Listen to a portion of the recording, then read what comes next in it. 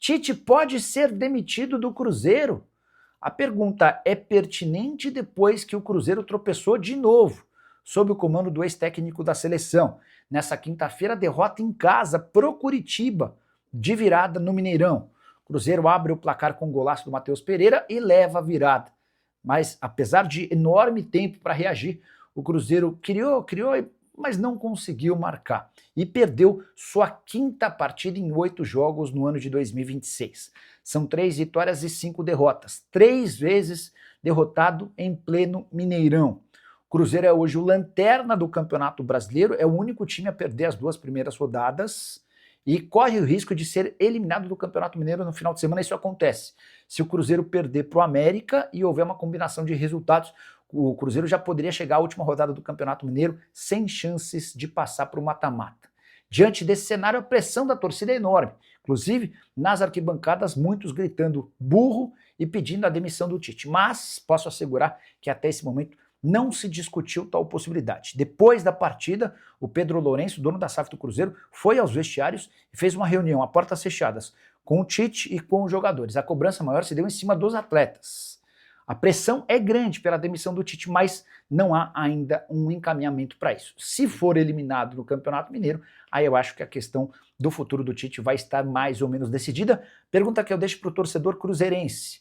Tite ainda pode se recuperar? O início do Leonardo Jardim também havia sido ruim e ele conseguiu a volta por cima. Você ainda acredita no Tite ou demitiria? Já uso o espaço para comentário e registra a sua opinião, beleza? Bora falar agora sobre Maceió, atacante da Portuguesa, jogador de 22 anos de idade que faz mais um bom campeonato paulista. Titular absoluto da Luz, esteve nas 6 partidas com 2 gols marcados. Ele fez na vitória contra o São Paulo e na vitória contra o Velo Clube, resultados super importantes para permitir que a Lusa, em caso de vitória contra a Ponte Preta nesse sábado, se assegure na fase de mata-mata com uma rodada de antecedência. Pois bem, o Maceió tem chamado a atenção de clubes do Brasil e do exterior. Posso contar que já tem time da Europa, de prateleira média, interessado e propondo uma negociação com a Portuguesa. O jogador é monitorado por 2 times da Série A, além de uma série de outros times da Série B. O que está ficando meio definido é que dificilmente o Maceió disputará a 4ª divisão do futebol nacional. Você sabe, a Lusa, depois de participar do Paulistão, passa a competir na 4ª e última divisão nacional. A tendência é que o atleta seja emprestado ou vendido.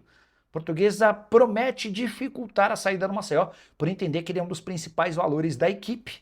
A última vez que chegou a cogitar em negociá-lo, quando esteve emprestado ao Maceió, a Portuguesa pedia 4,5 milhões de reais por 50% dos direitos econômicos. E Lucas Veríssimo pode virar reforço do Galo? Pode jogar no Cruzeiro? Essa especulação ganhou força nos últimos dias e fez muitos torcedores, especialmente do Atlético, se empolgarem com a ideia, até porque o Galo ainda busca um zagueiro, um volante e um meia atacante. Pois bem, Lucas Veríssimo não pretende sair do Catar. E olha que a fase dele nem é das melhores. Ele havia sido negociado com o Al Duhail, que é um dos grandes do país, acabou perdendo um pouco de espaço e foi emprestado para o Al Akra, que é um time pequeno, de parte de baixo da tabela.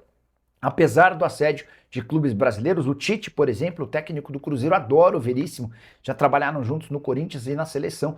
Apesar disso, o Veríssimo não pensa em voltar ao Brasil por agora. A família está adaptada ao Catar, estilo, qualidade de vida, salário acima de 1 milhão de reais, livre de impostos. Ele sabe que para voltar ao Brasil vai precisar abrir mão desse dinheiro. A tendência é que o Veríssimo fique no Catar até junho de 2027, quando se encerra seu contrato. A partir daí, ele vai estar livre e aberto para escutar propostas de times nacionais. Eu acho que tem muita coisa para a gente pontuar.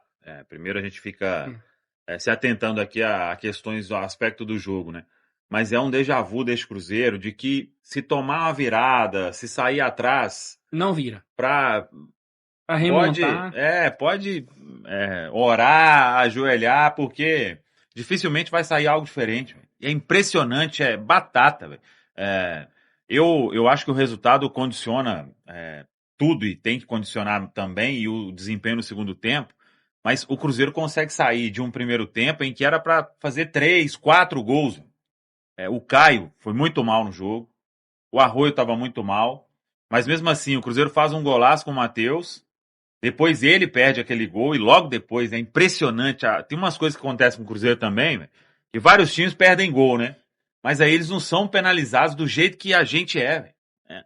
Eu falei que a comemoração contra o Betim tava me mostrando um time despedaçado psicologicamente, né? E aquilo me preocupava, velho. E ontem a gente viu, né? A partir do momento em que tomou o gol, acabou. O Coritiba ainda no finalzinho do primeiro tempo tava, se a gente fosse apostar, né, mais perto de fazer o segundo do que o Cruzeiro, véio. E aí volta daquela forma. O gol que o Coritiba faz é praticamente idêntico ao que o Ceará faz, véio. Sim. Tipo, a mesma coisa, não mata a jogada, deixa dominar, vem e é o gol. De uma bola que tava com o Cruzeiro, só que lá contra o Ceará foi o Mateuzinho, né? Matheus Henrique cruzou na mão do goleiro. Aí vem todo mundo na área, Matheus bate a falta com o William e ele manda aquele cruzamento flutuando, facinho pro goleiro, véio. Então, a comissão técnica tá ajudando a potencializar o que tem de ruim, né? Neste time. Mas os jogadores também, meu Deus do céu. Como que um time tão experiente esfarela emocionalmente dessa forma com 8 jogos, gente? Em um dado momento da coletiva do Tite, ele fala, talvez a expectativa que foi criada para o Cruzeiro esse ano esteja afetando esse lado emocional dos jogadores. É o time do Myron que está em campo? É o time da Copinha? São adolescentes que eu tô assistindo? Não é possível. Gente, são jogadores campeões, tem campeão mundial aí de Libertadores, brasileiro, Copa do Brasil, gente de 28 mais anos. Pelo amor de Deus, como que pode uma coisa dessa acontecer? Você toma um gol e acabou o jogo? Porque assim, eu terminei de assistir o jogo, porque esse é o meu trabalho, né? Em respeito à audiência da Samuca TV, eu não vou comentar um jogo que eu não vi. Mas eu sabia que o Cruzeiro não ia arrumar nada, gente. No segundo tempo, tava claro que não ia. Ia tomar mais gol, né? Eu acho que deu foi sorte de ter ficado só 2-1, porque do outro lado tem um time incompetente, que tem suas limitações e coisa e tal. Porque se fosse igual o Botafogo, que tem mais talento, teria tomado 3, 4, 5. Um time incompetente, limitado e melhor que o nosso. Né? Muito. Aqui, sim, e assim, você comentou sobre a questão do Fabrício Bruno, até agradecer aqui, porque o Luca, lá da Cruzeiro Status, mandou pra mim aqui. Fabrício Bruno não fazia mais de 90 passes em uma partida desde Cruzeiro e Betim no dia 25/1 de 2025, aquele empate com o Diniz. Quando ele deu 123 passes. Nesse jogo, segundo o SofaScore, ele deu 93 passes. Pô, me desculpa, o zagueiro do Cruzeiro, ele não pode ser um cara que dá 93 passes numa partida. Um time que tem Gerson, que tem Matheus Pereira. É óbvio que o zagueiro, ele trabalha a posse hoje, a saída, sim. Mas é um número assustador. E aí, é o que o Samuel falou. A gente começa a ter déjà vu de momentos que foram momentos horrorosos do Cruzeiro. Horrorosos. E a média de gols sofridas é similar à do Diniz, né? Um time extremamente frágil defensivamente. E que, assim, tudo que vai no gol entra. É impressionante. Transição defensiva é um terror. Ninguém mata a jogada, né? Acabou esse negócio de falta tática no Cruzeiro. É proibido o Caramujo fazer falta tática no Cruzeiro? Eu não tô entendendo, gente. Cara, e o pior que eu acho que a gente conseguiu se recompor bem. É um passe nas costas lá que não pode acontecer, uma entrada da área desprotegida, né? Que o jogador, ele domina aquela... Gira, olha. Conduzindo. Não, ele mapeou a área do Cruzeiro toda. Ele escolheu onde ele ia. Assim, sério, o Coritiba, ele desenhou uma jogadinha que você olha e fala assim, essa jogada só vai dar certo em treino. Em jogo não vai acontecer. O adversário não vai dar tanto mole assim. No FIFA, uma jogada dessa você não acerta. Você tentar umas 10 vezes, você não acerta. Mas é um tipo de jogada, né? Você vira nas costas do lateral. E aí, o seu ponta que deveria acompanhar o lateral fica defendendo por dentro. Olhando o balão, né? E aí, bonito. O cara passa na cara do zagueiro e não faz. Cruzou na lateral, você tem que fechar sua área, né, meu amigão? Então, os dois zagueiros foram É uma dificuldade muito grande dos defensores do Cruzeiro, tipo assim, é o que a gente fala de dividir referência, né? O que é o mais importante nesse momento para poder proteger? A bola entrou lá na lateral, o zagueiro tem que proteger a área. Ele fica parado, o erro não é, tá, gente, do João Marcelo. O erro maior pra mim é do Arroio. Sim. E aí até eu acho que a situação do William justamente é essa. Ele tava ali com 2 jogadores. Mas quem dos dois é o mais importante dele marcar? Esse ponto também precisa de ser levantado. Mas pra mim, assim, o Arroio, ele tá junto dos caras no meio e ele não tá defendendo nada. Porque o cara que tá no meio tem tempo pra fazer o passe. Ele demorou a voltar, né? Sim, se pegar aquele lance, o Arroio tá chegando igual um maluco, porque tá o Pereira, né? Ele recebe do Caio Jorge. Então tem o Gerson aqui na esquerda, o Caio e o Pereira acho que iam ficar 4 contra 4 ali, mais ou menos, né? Sim. Ou 4 contra 3, Eu acho que era até vantagem nossa. Acho que era vantagem nossa. com o Arroio chegando, né? É. E aí o Pereira tenta o chute de primeira, é um chutinho daquele, né? Acho que ele é quem mais faz força pra voltar, e com razão, né? Porque perde um gol daquele.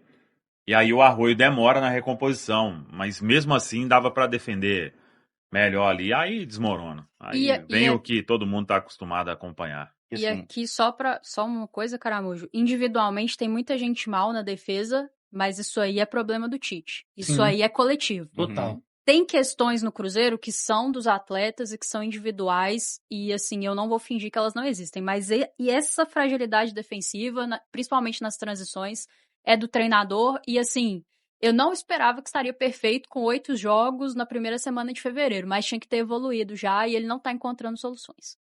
E assim, uma coisa só lógica, né? Pô, a bola entrou na segunda trave no lateral esquerdo. O que o lateral esquerdo vai fazer? Ele vai cruzar pra dentro, cara. Ele não vai bater pro gol, ele não vai cortar pra trás e puxar pro pé ruim. Ele vai cruzar essa bola pra dentro. Então, assim, a falta de leitura dos zagueiros do Cruzeiro também, né? De, cara, corre, vamos fechar a linha de cruzamento. Porque se o cara cruzar mais fechado, o Cássio pega. Se ele cruzar na risca da pequena área, um zagueiro tem que tirar. Tem que cortar. E aí os 2 zagueiros do Cruzeiro ficam olhando. O João Marcelo até se destaca porque a reação dele é mais lenta, que é do Fabrício, né? Normal.